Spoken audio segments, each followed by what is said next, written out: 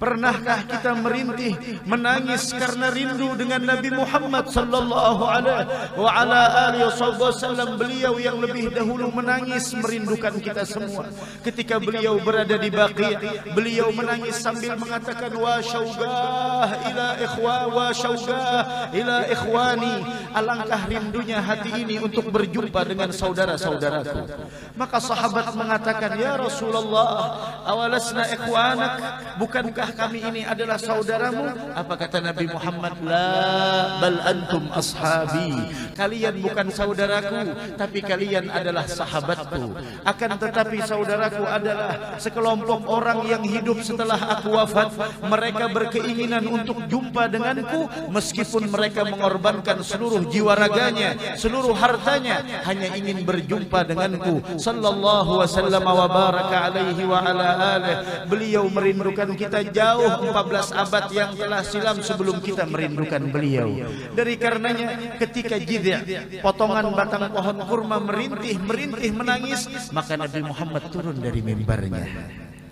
Maka Nabi Muhammad turun dari mimbarnya, guru mulia Al-Habib Umar bin Muhammad bin Salim bin Hafidh, semoga beliau panjang umur, sehat afiat. Ketika beliau menceritakan tentang potongan batang pohon kurma ini dan Nabi Muhammad keluar dari mimbarnya, beliau mengatakan, seandainya kita mempunyai kecintaan yang sebenarnya kepada Nabi Muhammad, kerinduan yang sesungguhnya kepada beliau, beliau akan datang menghampiri kita. Beliau akan datang di dalam tidur kita. Namun kecintaan kita masih dipertanyakan, kerinduan kita masih dipertanyakan. Apakah mungkin mata yang penuh dengan dosa bisa memandang wajah Nabi Muhammad sallallahu alaihi wasallam? Bersihkan mata kita, bersihkan rumah kita, bersihkan handphone kita dari pandangan-pandangan yang tidak diridhai Allah. Bersihkan tontonan-tontonan di handphone kita dari hal-hal yang tidak diridhai oleh Allah.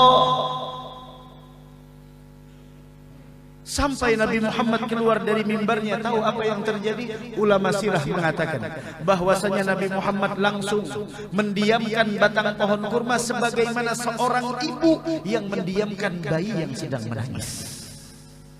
Sampai Nabi Muhammad berbicara dengan batang pohon kurma. Tahu apa yang ditawarkan oleh Nabi Muhammad?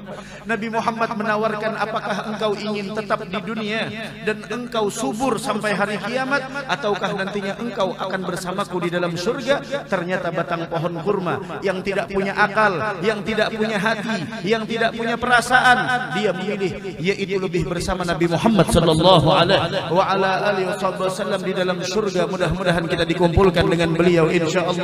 Amin ya rabbal alamin. Sayyidina Anas bin Malik datang kepada Nabi Muhammad. Apa kata Sayyidina Anas? Sayyidina Anas datang kepada Nabi Muhammad dan mengatakan, ya Rasulullah, sa'altu Rasulullah, kata Sayyidina Anas bin Malik, sa'altu Rasulullah ay yashfa'a li yaumal qiyamah. Saya meminta kepada Nabi Muhammad untuk memberikan syafaat kepadaku di hari kiamat. Ya Rabb, laki-laki dan perempuan semua yang hadir mudah-mudahan dapat syafaat Nabi Muhammad. Apa kata Nabi Muhammad? Ana fa'ilun insyaallah. Insyaallah saya akan mengabulkan apa yang kau inginkan. Kemarin malam Kamis kita di Masjid Nurul Ibadah disebutkan oleh Nabi Muhammad sebagaimana hadis yang diriwayatkan oleh Al-Imam Bukhari wa Muslim, inna likulli nabiyyin da'watun mustajabah. Setiap nabi punya dakwah, punya doa yang pasti diijabah oleh Allah. Fata'ajjala kullu nabiyyin da'watah. Setiap nabi telah mempergunakan doa yang pasti dikabulkan tersebut selama di dunia. Wa inni khitabatuha. Aku simpan doa tersebut, kata Nabi Muhammad, apa? Syafa'atan li ummati yaumal qiyamah, sebagai bentuk nantinya syafaat untuk umatku nantinya di hari kiamat. Alangkah sayangnya beliau dengan kita. Mudah-mudahan kita termasuk orang yang dapat syafaat insyaallah. Sayyidina Anas bin Malik, beliau mengetahui bahwasanya Nabi Muhammad besok di hari kiamat tidak santai. Nabi Muhammad di hari kiamat tidak mementingkan dirinya. Kalau kita berada di situasi yang sangat mencekam, di situasi yang sangat menegangkan dan menakutkan, yang paling pertama kita selamatkan adalah diri kita. Yang paling pertama kita selamatkan diri kita, setelah itu keluarga kita, orang yang terdekat kita. Namun tahukah Nabi Muhammad di hari yang sangat menegangkan, di hari yang sangat mencekam, di hari yang sangat menakutkan, di hari yang disifatkan oleh Allah di dalam Al-Qur'an, yauma yafirrul mar'u min akhihi wa ummihi wa abihi wa sahibatihi wa banihi likulli imri'in minhum yauma idzin sya'nun yughnihi. Hari yang mana seseorang akan lari dari temannya. Yauma yafirrul mar'u min akhihi wa ummihi wa abihi. Begitu juga ayah dan bundanya tidak akan pernah mencari tahu keberadaan anaknya. Wa sahibatihi wa bani. Begitu juga pasangan suami istri dan anak-anaknya. Likulli imri'in minhum yauma idzin sya'nun yughni. Pada saat itu semuanya memikirkan nasibnya masing-masing. Katakan kepada orang yang mempermasalahkan peringatan daripada kelahiran Nabi kita Muhammad sallallahu alaihi wasallam, tahukah orang yang paling sibuk mencari kita di hari kiamat adalah orang yang kita peringati kelahirannya pada saat ini? Katakan bagi mereka yang malas bersalawat kepada Nabi Muhammad, orang yang paling memperhatikan keberadaan kita besok di hari kiamat adalah orang yang mana kita malas di dalam menyebut namanya. Katakan bagi mereka yang mengabaikan sunnahnya, yang tidak mau menegakkan syariatnya, yang tidak mau berkorban untuk risalahnya, orang yang paling mencari kita nantinya besok di hari kiamat adalah Nabi kita Muhammad sallallahu alaihi wasallam. Beliau yang mengatakan ummati, ummati, mana umatku, mudah-mudahan wajah kita dikenali oleh Nabi Muhammad sallallahu alaihi wasallam. Sampai Sayyidina Anas bin Malik mengatakan, aina ajiduki ya Rasulullah, di manakah aku akan menemukanmu besok di hari kiamat ya Rasulullah? Karena beliau tahu Rasulullah bakal mencari umatnya, tidak memprioritaskan dirinya, wala keluarganya, wala orang terdekatnya, tapi yang dicari beliau adalah umatnya. Ma arhamah, alangkah penyayangnya Nabi Muhammad. Sadaqallah, sungguh benar Allah yang memberikan nama dan julukan kepada beliau Ar-Raufur Rahim. Bagaimana beliau begitu cemasnya dengan kita, berlari mencari kita dan memanggil umat-umatnya. Kemudian Sayyidina Anas bin Malik, aina ajiduka yaumal qiyamah ya Rasulullah, di manakah aku akan menemukanmu besok di hari kiamat ya Rasulullah? Apa kata Nabi Muhammad? Awwalu ma tatlubni 'ala sirat. Tempat lokasi pertama yang harus engkau mencari aku besok di hari kiamat di mana?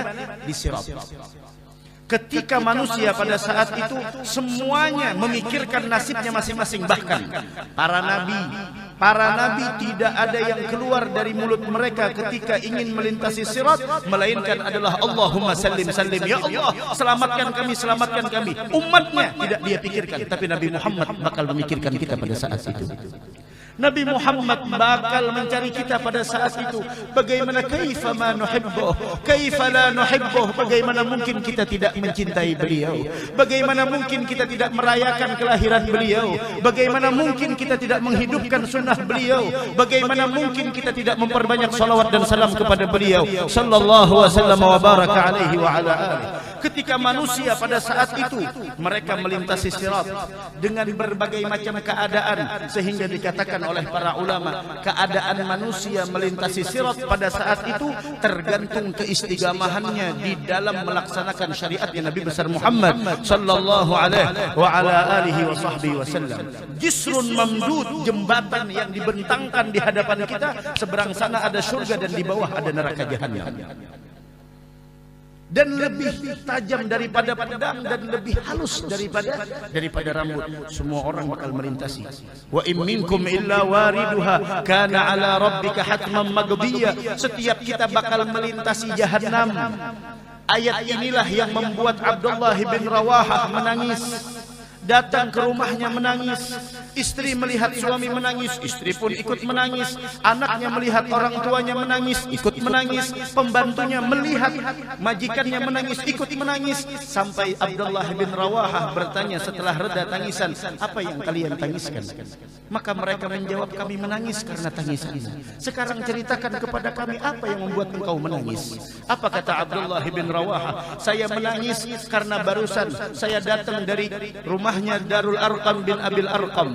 Saya datang dari tempat berkumpulnya Nabi Muhammad sallallahu alaihi wasallam, dan saya mendengar ada ayat yang diturunkan, wa in minkum illa wariduha kana ala rabbika hatman maqdiyya. Kalian tidak satupun dari manusia pasti bakal melintasi daripada jahannam.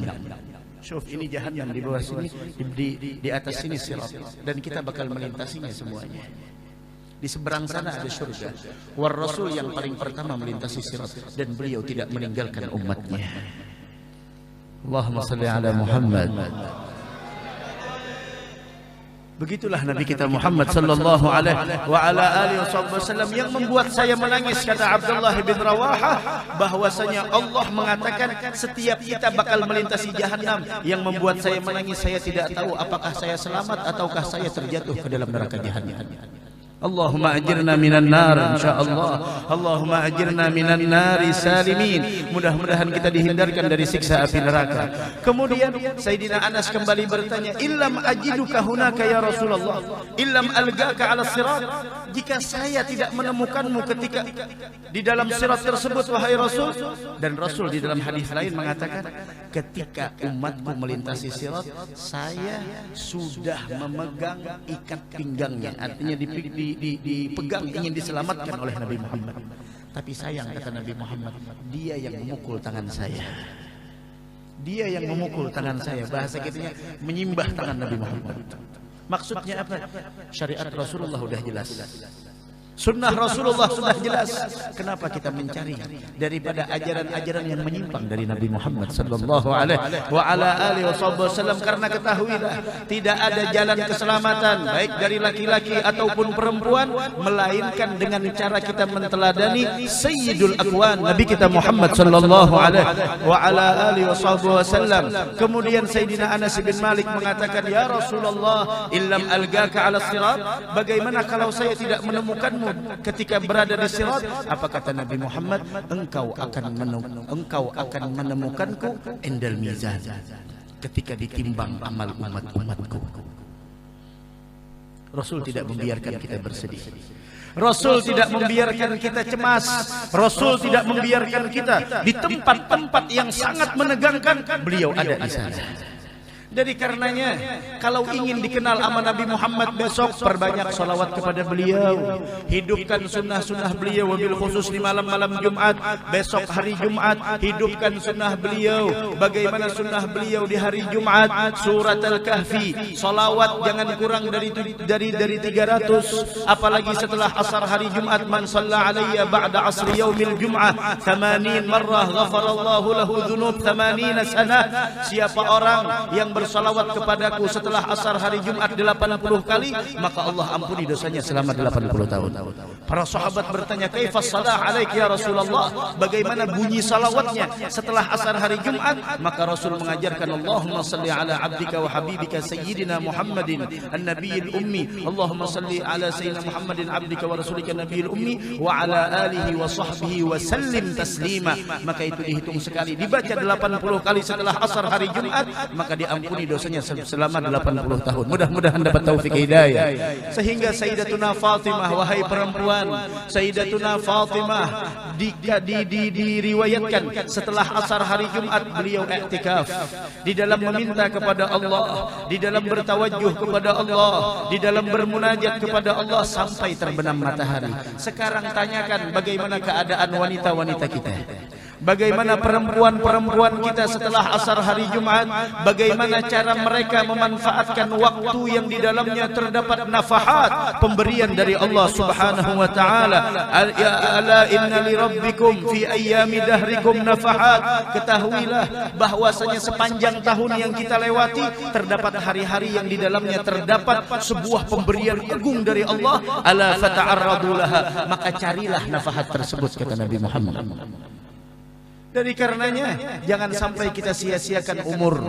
Umur begitu berlalu begitu cepat dari kita, tapi orang-orang yang mempergunakan umur di dalam ketaatan, dialah besok yang akan beruntung. Mudah-mudahan kita mendapatkan taufik dan hidayah insyaallah. Kemudian Sayyidina Anas bin Malik kembali bertanya, "Illam algaka fil mizan?" Jika saya tidak berjumpa denganmu indal mizan, ketika berada di mizan. Dan itu masyhur cerita seseorang dari umat Nabi Muhammad yang bakal digiring ke dalam neraka. Di mana ditemukannya? Di mizan. Ada Nabi Muhammad. Jangan dikira beliau lupa dari kita. Jangan dikira beliau tidak tahu dengan kita. Apalagi kita yang bersalawat kepada beliau, apalagi kita yang memperjuangkan dakwah beliau, apalagi kita yang menghidupkan sunnah beliau. Mudah-mudahan wajah kita dikenali oleh Nabi Muhammad.